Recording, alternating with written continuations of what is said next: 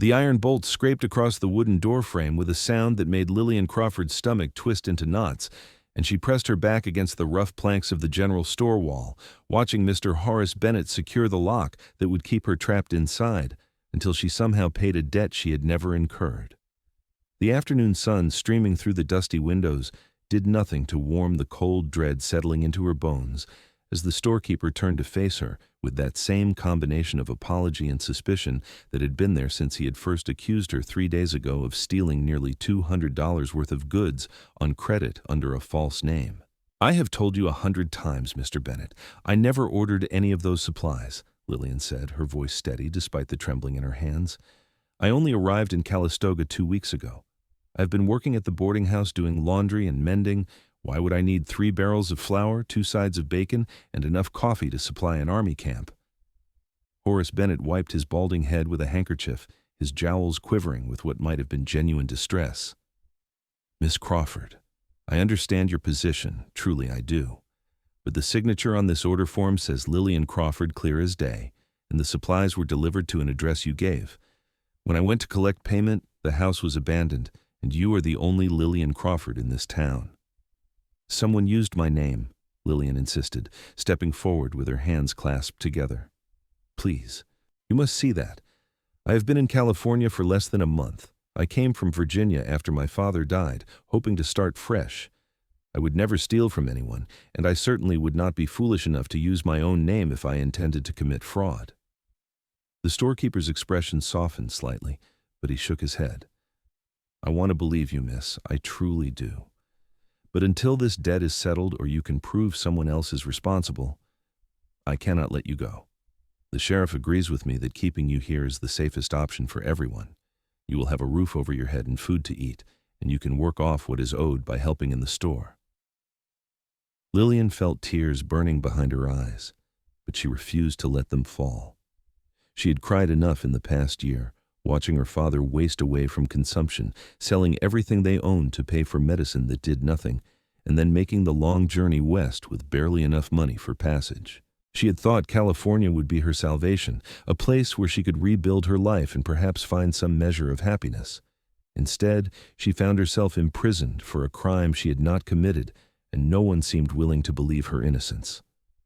"How long must I stay here?" she asked quietly. "Until the debt is paid," Bennett replied. "At the rate of your labor, I would estimate 6 months, perhaps longer." 6 months. Half a year of her life trapped in this cramped store, serving customers who would look at her with judgment and whisper about the thief who had tried to cheat honest Horace Bennett. Lillian sank onto the wooden stool behind the counter and buried her face in her hands, finally allowing a few tears to escape. She heard the storekeeper's heavy footsteps retreating to the back room where he and his wife lived, leaving her alone with her despair and the fading afternoon light. The next morning began with the sound of the bolt sliding back and Mrs. Bennett entering with a tray containing weak coffee and hard biscuits. The older woman set it down without a word, her thin lips pressed into a disapproving line that made her opinion of Lillian abundantly clear. Lillian ate mechanically, tasting nothing, and then set about sweeping the floor and dusting the shelves as she had been instructed. Customers came and went throughout the morning, some offering her curious glances, others deliberately ignoring her presence. She kept her head down and focused on her work, counting the hours until she could retreat to the small storage room where Bennett had set up a cot for her to sleep. It was nearly noon when the door opened, and a figure filled the frame, blocking out the bright California sunshine. Lillian looked up from arranging cans of peaches and felt her breath catch in her throat. The man standing in the doorway was unlike anyone she had ever seen, tall and broad-shouldered with muscles that strained against his worn leather vest and homespun shirt. His hair was dark brown and fell past his shoulders, partly obscured by a wide-brimmed hat that shadowed his face. He carried himself with the easy confidence of someone who had spent years in the wilderness, and when he stepped inside, she noticed the knife at his belt and the rifle slung across his back. "Help you?" Mr. Bennett called from behind the counter, his tone wary. The mountain man removed his hat, revealing a face that was ruggedly handsome despite the thick beard and the scar that ran along his left jawline. His eyes were a striking blue-green, the color of deep water, and they swept the store with careful assessment before settling on Lillian. She felt pinned by that gaze, as if he could see straight through to her soul and read every secret written there. "Need supplies?" the man said, his voice deep and rough from disuse. "Flour, salt, coffee, and ammunition for a Henry rifle." Bennett bustled forward, suddenly eager to serve this imposing customer. Of course. I have everything you need right here. The girl will help gather your order. Miss Crawford, fetch the items for our customer." Lillian moved quickly, grateful for something to occupy her hands and distract her from the strange sensation that the mountain man's presence created in the store. She collected the flour and salt, noting the quantities he requested, and set them on the counter. When she reached for the coffee, her hand trembled slightly, and she had to steady herself before pouring the beans into a cloth sack. She could feel him watching her, could sense the weight of his attention, even though she refused to meet his eyes directly. "You the one accused of theft?" he asked suddenly, his words cutting through the tense silence. Lillian froze, her fingers tightening on the coffee sack. "I'm being held for a debt, yes," she said carefully, "though I did not incur it." "She claims someone used her name," Bennett interjected quickly, "but until she can prove that or pay what is owed, she stays here working off the balance." The mountain man regarded Lillian with an intensity that made her skin prickle. "You believe she is guilty?" Bennett shifted uncomfortably. "I believe someone owes me money, and she is the only Lillian Crawford in Calistoga." "That does not make her guilty," the stranger observed, his tone neutral but carrying an edge of steel. "Perhaps not, but what else am I to do? I cannot simply absorb such a loss. I have a business to run, and my own family to feed." The mountain man said nothing more, but he continued to watch Lillian as she finished gathering his supplies. When she set the ammunition on the counter, their fingers brushed briefly, and she felt a jolt of something electric pass between them. She jerked her hand back, startled, and finally met his eyes. What she saw there surprised her. Not judgment or suspicion, but something else. Curiosity, perhaps, or recognition of a kindred spirit. "What is your name?" she found herself asking, the words escaping before she could think better of them. "Kade Jameson," he replied. "I live up in the mountains, trap and hunt mostly. Come to town a few times a year for supplies." "Lillian Crawford," she said, though he already knew that. "From Virginia originally. Long way from home. I have no home anymore."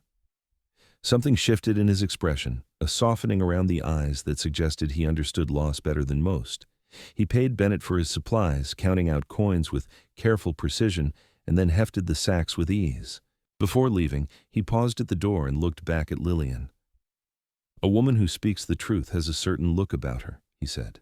"You have that look." Then he was gone, the door swinging shut behind him, leaving Lillian staring after him with her heart beating faster than it should.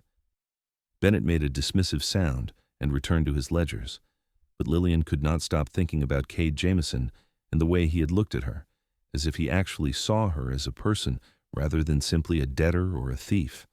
That night, lying on her cot in the storage room, Lillian replayed their brief interaction over and over in her mind. She told herself it was foolish to read anything into a few kind words from a stranger, but she could not deny the small spark of hope his belief in her innocence had ignited. For the first time since being accused, someone had looked at her situation and questioned whether she was truly responsible. It was a small thing, perhaps, but in her current circumstances, small things mattered more than she could express. The following days passed in a monotonous routine of work and isolation.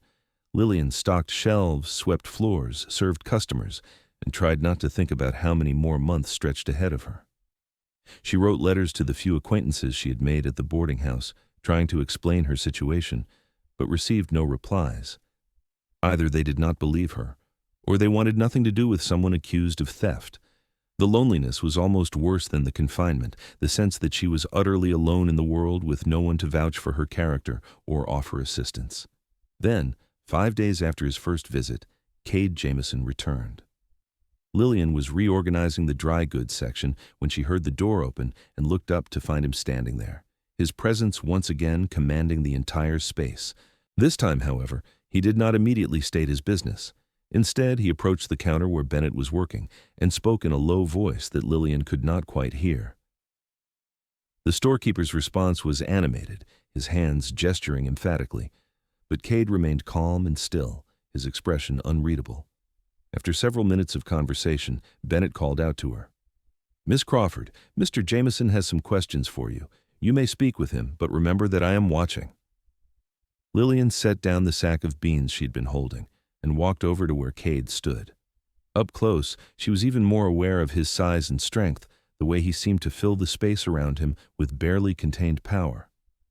Yet there was nothing threatening in his demeanor. If anything, he appeared careful, as if conscious of not overwhelming her. "I've been thinking about your situation," he said without preamble. "I would like to understand it better. When did you arrive in Calistoga?" "The first week of September," Lillian replied. "It is October now, so just over a month ago." "And where were you staying?" "At Mrs. Henderson's boarding house on 2nd Street. I was working there in exchange for a room and meals, saving what little money I could." "When were the supplies ordered from Mr. Bennett?" Lillian glanced at the storekeeper, who had produced the order form and was studying it. "According to this, the order was placed on August 20th and delivered 3 days later," Bennett said. "But you did not arrive until September," Kade observed, looking at Lillian. "So you could not have placed that order." "That is what I have been trying to explain," Lillian said, frustration creeping into her voice. "I was not even in California in August. I was still traveling, crossing through Nevada." Kade turned to Bennett. "Do you have any proof she was in town in August?" The storekeeper shifted uncomfortably. "Well, no, but the signature can be forged," Kade interrupted. "Did you personally see this Lillian Crawford when the order was placed?" "No, it was sent by messenger. A boy brought the order form and said the customer would pay upon delivery." "And the delivery address?" "A house on the edge of town, near the old mill. When I went to collect, it was empty. Looked like it had been abandoned for months."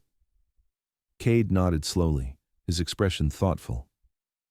"So you never actually saw the person who placed the order, only received a written form with her name on it. The supplies were delivered to an abandoned house, and by the time you realized you would not be paid, the culprit was long gone. Then Miss Crawford arrives in town a few weeks later, you hear her name, and assume she must be responsible." When he laid it out like that, the absurdity of the accusation became painfully clear. Bennett's face reddened, and he opened his mouth to argue, but Kade held up a hand. "I am not saying you were wrong to be suspicious," he said, "but I am saying you may have imprisoned an innocent woman. Have you made any effort to investigate further, to discover if anyone else might have used her name?" "I am a storekeeper, not a detective," Bennett protested. "And the sheriff said—" "The sheriff is lazy and more interested in drinking than justice," Kade said bluntly. "Everyone in this town knows it. If you want to find the real thief, you need to look beyond the easy answer." Lillian felt something warm and unfamiliar blooming in her chest as she listened to Kade defend her. Here was a man she barely knew, yet he was fighting for her innocence with more conviction than anyone else had shown. She wanted to speak, to thank him, but the words caught in her throat, tangled up with emotions she could not quite name. Bennett looked between them, his expression troubled. "Even if I believed she was innocent, what would you have me do? The debt still exists. Someone owes me that money." "I will find out who," Kade said simply. "Give me 1 week. If I cannot prove her innocence by then, I will pay the debt myself." The offer hung in the air like a physical presence. Lillian gasped, unable to believe what she was hearing. $200 was a fortune, more money than she could hope to earn in a year of hard labor. For a stranger to offer such a sum on her behalf was beyond comprehension. "Why would you do that?" Bennett asked, voicing the question that Lillian could not. Kade's eyes found hers, and in their depths she saw something that made her breath catch. "Because she is innocent, and I will not stand by while an innocent person suffers for another's crime." "Very well," Bennett said after a long pause. "You have 1 week, Mr. Jameson, but Miss Crawford remains here until this is resolved." "Agreed." Kade tipped his hat to Lillian. "I will return with answers." He left before she could thank him, striding out into the bright October afternoon, with purpose in every step. Lillian stood frozen at the counter, her mind reeling. Bennett returned to his work, muttering under his breath about mountain men and their strange notions of justice, but Lillian barely heard him. All she could think about was Kade Jameson and the inexplicable faith he had shown in her. That night, sleep eluded her completely. She lay on the cot staring at the ceiling, wondering what Kade was doing and how he planned to investigate her case. She knew little about him beyond his name and occupation, yet she felt a connection to him that defied logic. Perhaps it was simply gratitude for his intervention, or perhaps it was something deeper, something that had sparked to life the moment their eyes first met. Whatever it was, she found herself counting the hours until she might see him again. 3 days passed with no word from Kade. Lillian tried to maintain hope, but as each day ended without news, doubt began to creep in. Perhaps he had reconsidered his offer. Perhaps his investigation had led nowhere, and he had decided she was not worth the trouble after all. She hated herself for the disappointment that accompanied these thoughts, for allowing herself to rely on a man she barely knew, but she could not help it. Kade had become her lifeline, her only hope of proving her innocence and reclaiming her freedom. On the 4th day, Mrs. Henderson from the boarding house appeared at the store, much to Lillian's surprise. The older woman was in her 50s, with graying hair and a kind face that had always reminded Lillian of her own mother. She swept in carrying a basket and immediately approached the counter where Lillian was working. "My dear girl," Mrs. Henderson exclaimed, setting down the basket. "I only just heard about your predicament. That mountain man, Mr. Jameson, came to see me yesterday asking all sorts of questions. When he explained what had happened, I could scarcely believe it. Why did you not send word to me?" Lillian felt tears pricking her eyes. "I wrote to you, Mrs. Henderson, but received no reply. I thought perhaps you did not want to associate with someone accused of theft." "I never received any letter," Mrs. Henderson said firmly. "And I would never abandon you over such obvious nonsense. You are one of the hardest working, most honest young women I have ever met. The very idea that you would steal is preposterous." The older woman's fierce defense broke something loose inside Lillian, and she found herself crying in earnest, weeks of pent-up fear and frustration pouring out. Mrs. Henderson came around the counter and embraced her, making soothing sounds and patting her back the way a mother would. There, dear. We will sort this out. Mr. Jameson seems quite determined to get to the bottom of things, and I have agreed to help however I can." "He is still investigating?" Lillian asked, pulling back and wiping her eyes. "Oh yes, quite vigorously. He has been all over town asking questions, talking to everyone who might have information. He even went out to that abandoned house where the supplies were supposedly delivered and spent hours searching for clues." Mrs. Henderson smiled. "He is quite taken with you, I think." Lillian felt her cheeks heating. "He is simply being kind." "My dear, I have lived long enough to recognize when a man is interested in a woman, and Mr. Jameson is most definitely interested. The way he spoke about you, the intensity in his eyes when he insisted on your innocence, that is not mere kindness. That is something far more significant." Before Lillian could respond, the door opened and Kade himself entered, accompanied by a younger man she did not recognize. Kade's expression was serious, but there was a gleam of triumph in his eyes that made Lillian's heart leap. "Mr. Bennett," Kade called out, "I need you to come here. Mrs. Henderson, thank you for meeting us." The storekeeper emerged from the back room, looking wary. "Have you found something?" "I have found the person responsible for the theft," Kade said. "Or rather, I have found someone who can identify them. This is Thomas Wheeler. He works at the livery stable. Tell them what you told me, Thomas." The young man, who could not have been more than 20, shifted nervously. "Well, sir, about 6 weeks back, maybe a bit more, a woman came to the stable asking to rent a horse and wagon. She said she needed to move some supplies from the general store out to a property she was renting. She paid in advance, which I thought was odd, and she gave me a name. Said she was Lillian Crawford." Lillian felt the blood drain from her face. "But I have never been to the livery stable." "I know that now," Thomas said quickly. "When Mr. Jameson came asking questions and showed me you, I realized right away it was not the same woman. The lady I met was older, maybe 30 or so, and she had red hair and a beauty mark right here." He pointed to the left side of his chin. "Can you describe her more fully?" Bennett demanded. Thomas nodded eagerly. "She was tall, taller than most women, and she spoke with an accent I could not quite place. Not quite British, but refined, you know? She wore a dark green dress, very nice quality, and she had expensive-looking jewelry. I remember thinking she seemed too fancy for Calistoga." "Did you see where she went after she picked up the supplies?" Kade asked. "I followed her, like you asked me to think about. She headed east, out toward the foothills. There is an old mining camp out that way, been abandoned for years, but I heard recently that some folks have been using the buildings for shelter."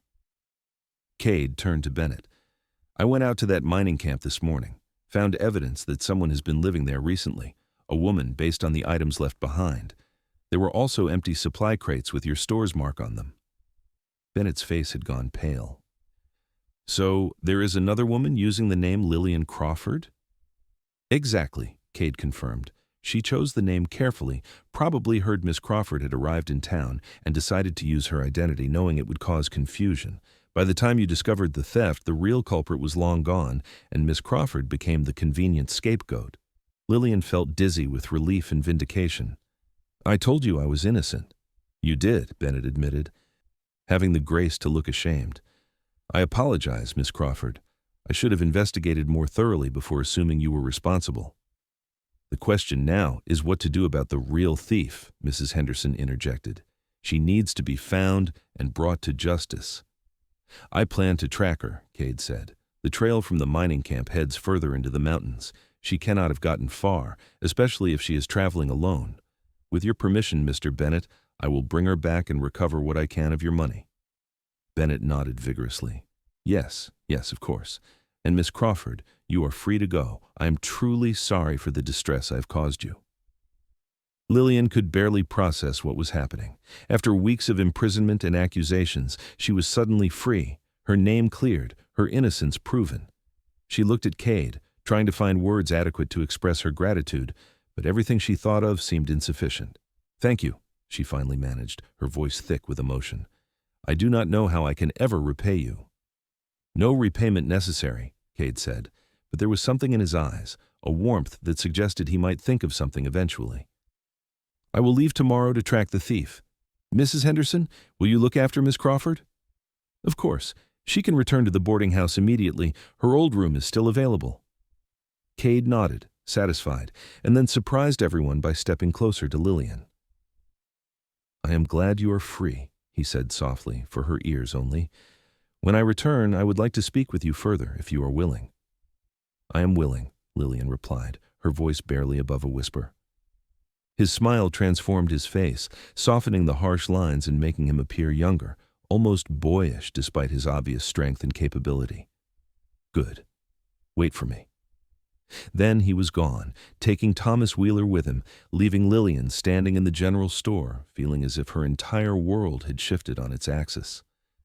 Mrs. Henderson chattered happily about getting her settled back at the boarding house, but Lillian's thoughts were entirely occupied with Kade Jameson and the way her heart had stuttered when he asked her to wait for him. The next week was the longest of Lillian's life. She returned to her duties at the boarding house, grateful for the familiar routine and Mrs. Henderson's unwavering support. The other residents, having heard about her ordeal and vindication, treated her with kindness and sympathy, which helped ease some of the hurt from her false imprisonment. But underneath it all was a constant awareness of Kade's absence, a wondering about where he was and whether he was safe in the mountains pursuing a thief who might be desperate and dangerous. Mrs. Henderson noticed her preoccupation and took every opportunity to tease her gently about it. "That mountain man has certainly made an impression on you," she would say with a knowing smile. "Cannot say I blame you. He is quite striking, and the way he championed your cause was positively romantic." Lillian tried to deny it, but her protests were half-hearted. The truth was she could not stop thinking about Kade, replaying every moment they had shared, every word he had spoken. She found herself daydreaming about what he had meant when he asked to speak with her further, allowing herself to imagine possibilities that both thrilled and terrified her. She had never been courted before. Her father's illness had consumed her teenage years, leaving no time for romance, and she had always assumed she would be too old and too poor to attract anyone by the time she was free. Yet here was this magnificent man who had looked at her and seen something worth fighting for, worth protecting, worth coming back to. 8 days after Kade had left to track the thief, a commotion in the street drew everyone to the windows. Lillian, who had been upstairs changing linens, hurried down to find Mrs. Henderson and several other boarders gathered at the front door. "It is Mr. Jameson," Mrs. Henderson announced, "and he has someone with him." Lillian pushed through to see, her heart hammering against her ribs. Sure enough, Kade was riding down the main street on his massive horse, and behind him, mounted on a smaller mare and looking thoroughly miserable, was a woman matching the description Thomas Wheeler had provided. Tall, red-haired, with a beauty mark on her chin, The woman sat hunched in her saddle with her hands bound, clearly a prisoner. A crowd was gathering, drawn by the spectacle, and Lillian watched as Kade dismounted and helped his captive down with surprising gentleness despite the circumstances. The sheriff appeared, looking annoyed to have his afternoon disrupted, and Kade spoke with him briefly before the lawman took custody of the woman and led her toward the jail. Lillian wanted to run to Kade, to throw herself at him in relief and gratitude, but propriety held her back. Instead, she waited, hands clasped tightly together as he finished his business and began making his way toward the boarding house. He looked tired, she realized as he drew closer, with dark circles under his eyes and fresh scratches on his face from what must have been travel through rough terrain.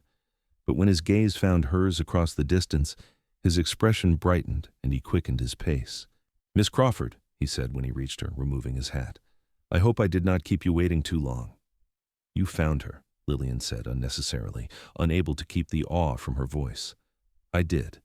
She was holed up in an old cabin about 2 days' ride into the mountains, living off the stolen supplies. She did not come quietly at first, but eventually she saw reason." He rubbed his jaw ruefully. "She has a decent right hook, I will give her that." Mrs. Henderson laughed. "Well, come inside, Mr. Jameson. You look like you could use a hot meal and some rest." "That sounds wonderful, madam, but first I need to speak with Mr. Bennett and settle accounts.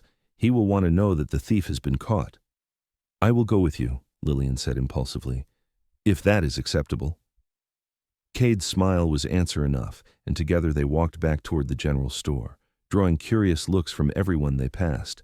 Lillian was acutely aware of his presence beside her, the way he adjusted his stride to match hers, the careful distance he maintained that was both respectful and suggestive of a desire to be closer. They did not speak much, but the silence was comfortable, almost companionable, as if they had known each other far longer than they actually had. Bennett was effusive in his thanks and relief when they arrived. The red-haired woman, whose real name was Catherine Morris, had apparently confessed everything to the sheriff, hoping for leniency. She had been living as a confidence artist for years, moving from town to town, using false names and stolen identities to accumulate goods and money before disappearing. Calistoga was supposed to have been just another stop, but she had gotten greedy, ordering too much and attracting too much attention. When she heard about a real Lillian Crawford arriving in town, she had panicked and fled to the mountains, hoping to wait until things quieted down before moving on. "She still has most of the supplies cached in that cabin," Kade told Bennett. "I can draw you a map and you can send someone to retrieve them. What has been used or sold I will compensate you for, as I promised." "Absolutely not," Bennett said firmly. "You have done more than enough, Mr. Jameson. You found the real thief, cleared Miss Crawford's name, and recovered my property. I will not take a cent from you. In fact, I feel I owe Miss Crawford compensation for her time and distress." He went to his cash box and counted out $20, a substantial sum, and pressed it into Lillian's hands despite her protests. "Please, miss, I feel terrible about what happened. Take this and consider the matter closed." Lillian accepted the money with thanks, her mind already racing ahead to what she could do with such an unexpected windfall. New shoes, she thought. Hers were nearly worn through. And perhaps some fabric to make a new dress, something pretty for once instead of practical. As they left the store, Kade touched her elbow lightly. "Walk with me?" "Yes," Lillian agreed without hesitation. He led her away from the main street, down a quieter path that wound along the edge of town toward a small creek that ran year-round. The October afternoon was warm and golden, the air scented with dry grass and pine from the distant mountains. They walked in silence for several minutes before Kade stopped beside the water and turned to face her. "I need to be honest with you about something," he said, his expression serious. "When I first saw you in that store, I felt something I have not felt in a very long time. A connection, a recognition, as if some part of me had been waiting for you without knowing it. That is why I offered to help, not just because I thought you were innocent, though I did, but because I could not bear the thought of you suffering unjustly." Lillian's breath caught. "I felt it too," she admitted. "That connection. I have thought of little else since we met." "I'm not an easy man to be with," Kade continued. "I live in the mountains, far from civilization, and my life is hard and solitary. I have few comforts to offer, and the winters can be brutal. But I have land of my own, a good cabin, and skills that keep me fed and clothed. More importantly, I have learned to be content with my own company. Until now. Now I find myself wanting more, wanting someone to share my life with, wanting you, if you would consider it. The declaration was so direct, so unadorned with pretty words or flowery sentiment, that it took Lillian a moment to process. When she did, her heart began to race. "Are you asking to court me?" she asked, needing to be certain she understood. "I am asking for more than that," Kade said. "Courting implies a long period of uncertainty and formality. I am too old and too practical for such games. I'm asking if you would be willing to explore the possibility of building a life together, to spend time with me, get to know me properly, and see if what we both felt at first meeting has substance and staying power." It was madness, Lillian told herself. She barely knew this man. He could be anyone, could have any sort of hidden character flaws or dark secrets. But even as she thought these things, she knew they did not matter. She had learned in the past few weeks that life was unpredictable and often unfair, that safety and security were illusions, and that sometimes you had to take risks if you wanted any chance at happiness. "Yes," she said firmly, "I would like that very much." The smile that spread across Kade's face was brilliant, transforming him entirely. He reached out and took her hand, his touch warm and slightly rough from years of outdoor work. "I will court you properly," he promised. "I know I said I was too old for such things, but you deserve to be wooed, Lillian Crawford. I will do this right." And he did. Over the following weeks, Kade became a regular presence in Calistoga, visiting Lillian at the boarding house whenever he came to town for supplies or business. He brought her small gifts, things he had made or found in the mountains, a smooth river stone, a carved wooden comb, a bundle of wildflowers that had somehow survived the autumn chill. They took long walks together, talking for hours about their pasts, their dreams, their fears and hopes. Lillian learned that Kade had come west after the war between the states, seeking solitude and peace after years of violence and death. He had spent a decade in the mountains, learning to live off the land, and had slowly built himself a life of quiet contentment. "I thought I would be alone forever," he told her one evening as they sat by the creek watching the sunset. "After what I saw in the war, I could not imagine letting anyone close again. The pain of loss was too much to risk. But you have changed that, Lillian. You have made me want to risk again."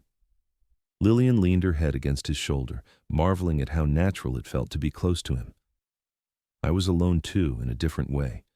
Watching my father die, losing everything, coming west with nothing but hope and determination.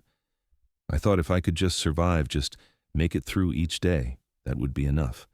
I never imagined I might find something more." "And have you?" Kade asked softly. "Found something more?" "Yes," Lillian whispered. "I have found you." He turned and kissed her then, a gentle press of lips that sent warmth flooding through her entire body. When they pulled apart, both were smiling, and Lillian felt as if she were glowing from within. As the weeks turned into months, their relationship deepened. Kade took Lillian up into the foothills to see his cabin, a sturdy structure built by his own hands with a stunning view of the valley below. Inside was sparse but comfortable, with handmade furniture and a large stone fireplace that would keep the space warm through the winter. Lillian could immediately envision herself living there, making it a true home, adding curtains and rugs and all the small touches that transformed a shelter into something welcoming. "What do you think?" Kade asked, watching her anxiously as she explored. "I think it is perfect," Lillian replied honestly. "I think I could be very happy here." "With me?" he pressed. "Especially with you." By December, when the first snows began to dust the mountains, Kade formally proposed. They were sitting by the fire in Mrs. Henderson's parlor, ostensibly under the chaperonage of the older woman, though she had tactfully retreated to give them privacy. Kade had been uncharacteristically nervous all evening, and when he finally dropped to one knee and produced a simple gold band, Lillian felt tears streaming down her face. "I love you, Lillian Crawford," he said, his deep voice rough with emotion. "You have brought light and warmth into my life in ways I never thought possible. Will you marry me? Will you come live in the mountains and be my wife?" "Yes," Lillian sobbed, laughing and crying at the same time. "Yes, absolutely yes." He slipped the ring onto her finger and pulled her into his arms, kissing her with a passion that left them both breathless. When they finally broke apart, Mrs. Henderson appeared in the doorway with a tray of celebratory cider and a smile that suggested she had been listening the entire time. They married in January 1876 in a simple ceremony at the small church in Calistoga, with Mrs. Henderson and a handful of friends in attendance. Lillian wore a new dress of deep blue wool that Mrs. Henderson had helped her sew, and Kade wore his best clothes, his long hair neatly trimmed and his beard groomed. When the minister pronounced them husband and wife, Kade lifted Lillian off her feet and spun her around, his joy infectious and absolute. The first months of marriage were an adjustment. Lillian had to learn the rhythms of mountain life, the endless cycle of chores required to maintain their home and survive in such isolation. Kade taught her to shoot, to identify edible plants, to read the weather signs and predict storms. In turn, she brought civilization to his cabin, adding curtains and cushions, planting a kitchen garden that would flourish in the spring, filling the space with warmth and comfort. They worked together seamlessly, each complementing the other's strengths and compensating for weaknesses. But more than the practical aspects, they discovered each other on a deeper level. Kade proved to be a thoughtful and passionate husband, attentive to Lillian's needs and desires in ways that constantly surprised and delighted her. He would surprise her with small gestures of affection, leaving wildflowers on her pillow, or taking over her chores when he saw she was tired. In return, Lillian learned to read his moods, to know when he needed space to process difficult memories, and when he needed her presence to anchor him to the present. They talked endlessly, sharing stories and dreams, building a foundation of trust and understanding that grew stronger with each passing day. By summer, Lillian was pregnant. The discovery filled her with equal parts joy and terror, but Kade's steady confidence helped calm her fears. He built a cradle from smooth pine, carving intricate patterns into the wood during the long summer evenings. He made arrangements with a midwife in Calistoga, ensuring she would be available when the time came, and he hovered over Lillian with a protectiveness that was sometimes suffocating, but always rooted in love. "I am not made of glass," Lillian would protest when he tried to prevent her from doing even basic chores. "I know," Kade would reply, "but you are carrying something infinitely precious, and I will not take any chances." Their son was born in March 1877 during a late-season snowstorm that kept the midwife trapped in town. Kade ended up delivering the baby himself, his strong hands steady despite his obvious fear, talking Lillian through each contraction with a calmness that helped her find her own strength. When the baby finally emerged, squalling and red-faced, Kade held him with such tenderness that Lillian fell in love with her husband all over again. They named him Henry, after Kade's father, and he became the center of their universe. Kade proved to be a devoted father, carrying Henry in a sling against his chest while he worked, singing to him in a surprisingly melodic voice, staying up through countless sleepless nights so Lillian could rest. Watching him with their son, Lillian marveled at how far they had both come from that day in the general store when she had been a prisoner and he had been a stranger who chose to believe in her innocence. "Do you ever regret it?" she asked him one evening as they sat together watching Henry sleep in his cradle. "Taking a chance on me? Changing your solitary life?" Kade pulled her close, pressing a kiss to her temple. "Never. Not for one moment. You and Henry are the best things that ever happened to me. You gave me a reason to live instead of just survive, to hope instead of just endure. I thank God every day that I walked into that store and saw you." "I thank God too," Lillian murmured, "for bringing me a mountain man who saw the truth when no one else would." As Henry grew from infant to toddler, their family expanded in other ways. They became part of the small community of mountain families, helping neighbors and receiving help in turn. Kade continued his trapping and hunting, but now he worked with renewed purpose, building not just for himself, but for his family's future. Lillian established herself as a skilled healer, learning from the older women in the area, and combining their folk wisdom with the medical knowledge she acquired through books Kade brought from town. Together, they created a life that was challenging but deeply fulfilling, rooted in hard work, mutual respect, and abiding love. When Henry was 2, Lillian became pregnant again. This time she was less frightened, more confident in her ability to bring a child safely into the world. Their daughter was born during a golden October afternoon, and they named her Catherine, the name reclaimed and redeemed from the woman whose theft had inadvertently brought Lillian and Kade together. This Catherine would know only love and security, would grow up strong and free in the mountains, would be taught by her parents to value truth and justice and compassion. The years flowed by in the way they do when life is full and happy. Henry and Catherine were joined by two more children, twin boys named James and Daniel, born when Lillian was 28 and Kade was 36. Their cabin expanded to accommodate the growing family, Kade adding rooms with careful craftsmanship, creating a home that was both functional and beautiful. They faced hardships, certainly, brutal winters and dry summers, illnesses and injuries, the constant challenges of frontier life. But they faced them together, their bond strengthening with each obstacle overcome. On their 10th wedding anniversary, Kade took Lillian back to Calistoga for the first time in years.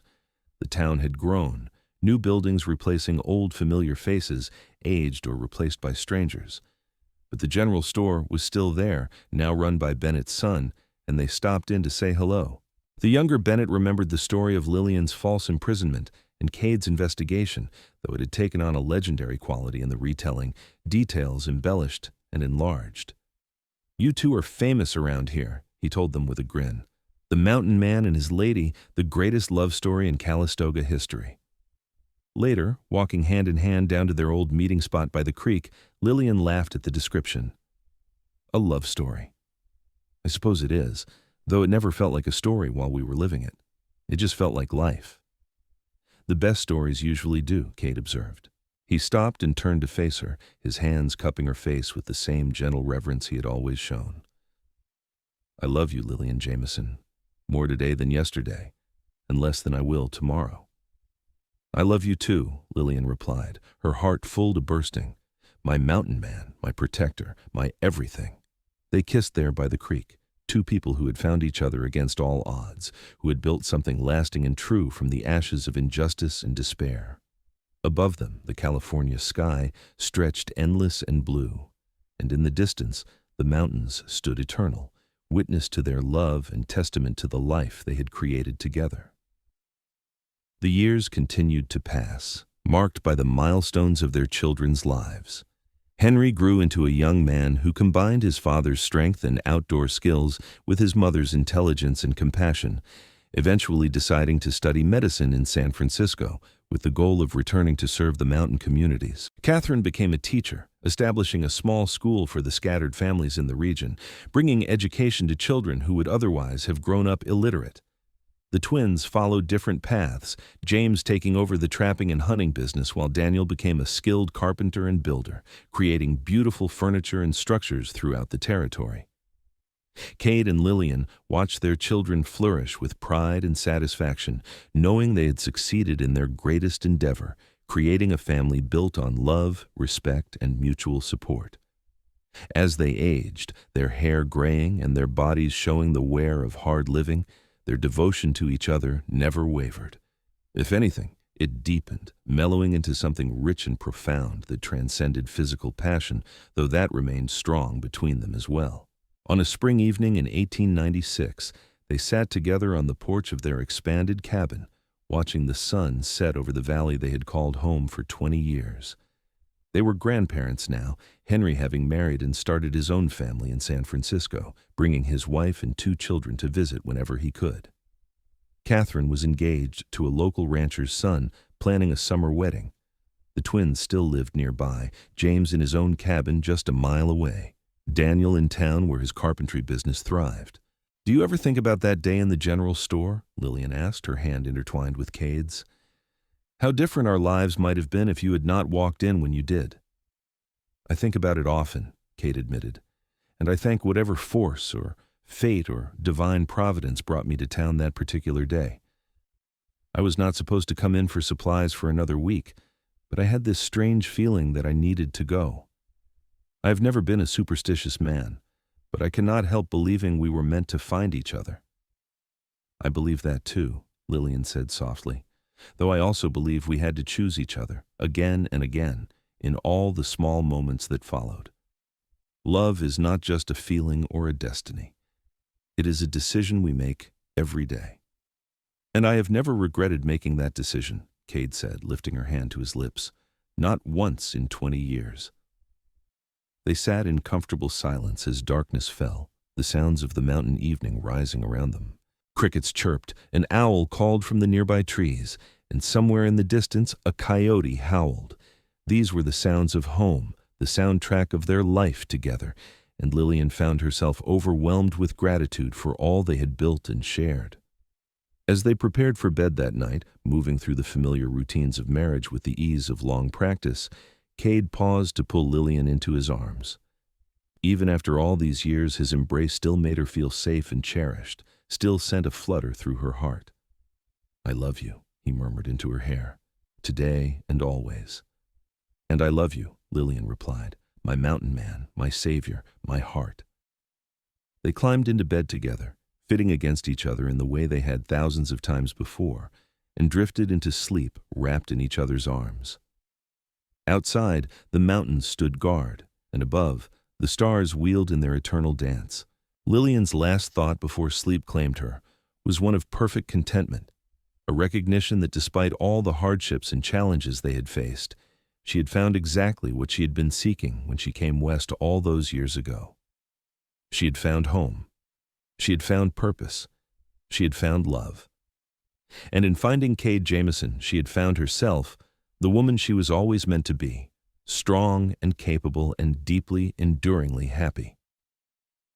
The story that had begun with false accusations and imprisonment had transformed into something beautiful and lasting, a testament to the power of truth, the importance of justice, and the transformative nature of love. It was not a fairy tale with magic and impossibilities, but something better, a real love story built on mutual respect, shared values, and the daily choice to honor and cherish each other. And as the years continued to flow by, as they watched their children and grandchildren build their own lives and loves, Kade and Lillian remained what they had always been since that fateful day in the general store. Two people who had recognized each other across the distance of loneliness and chosen to walk forward together into whatever the future held. Their love was a mountain itself, solid and enduring, weathering every storm and standing strong against the passage of time. In the end, that was all anyone could hope for, a love that lasted, a partnership that strengthened rather than weakened with age, and the knowledge that they had lived well and loved deeply. Lillian and Kade Jameson had achieved all of that and more, their story not ending but simply continuing, an ongoing testament to what was possible when two people committed themselves completely to each other and to building a life of meaning and joy together. They lived many more years in their mountain home, eventually passing peacefully within months of each other when they were well into their 70s, surrounded by their children and grandchildren and the community they had helped build. Their story became part of local legend, told and retold with admiration and fondness, the tale of the mountain man who had proven a woman's innocence and won her heart, of the lady from Virginia who had found her true home in the California wilderness, and of the love that had sustained them both through decades of shared life. The cabin they built together stood for generations, eventually preserved as a historical site, a reminder of the pioneers who had carved out lives in the rugged frontier.